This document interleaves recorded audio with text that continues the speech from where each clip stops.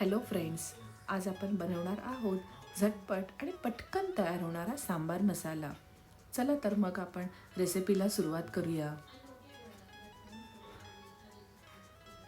हे आपलं सांबार मसाल्याला लागणारं साहित्य आहे.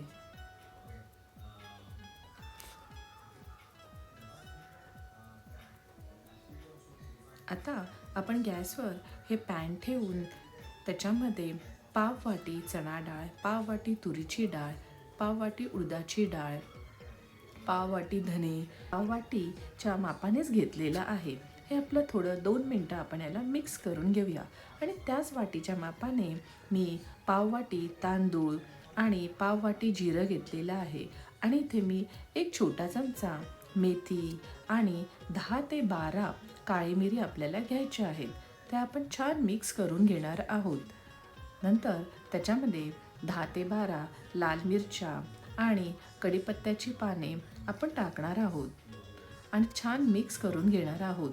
आता आपल्याला या डाळी सगळ्या गोल्डन होईपर्यंत गॅसवर मंद आचेवरच ठेवायच्या आहेत. तुम्ही पाहू शकता आपला कढीपत्ता खूप कुरकुरीत झालेला आहे आणि डाळीही गोल्डन झालेल्या आहेत. आता आपण हे मिश्रण थंड करून घेऊया आणि नंतर आपण हे मिक्सरमध्ये वाटून घेणार आहोत.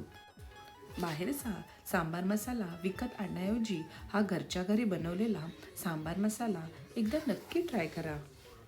अगदी कमी वेळात हा आपला तयार होतो. आणि ते वाटायच्या आधी त्याच्यामध्ये एक पाव चमचा हिंग आणि पाव चमचा हळद मी घातलेली आहे. आता आपण हे मिक्सरला वाटून घेऊया.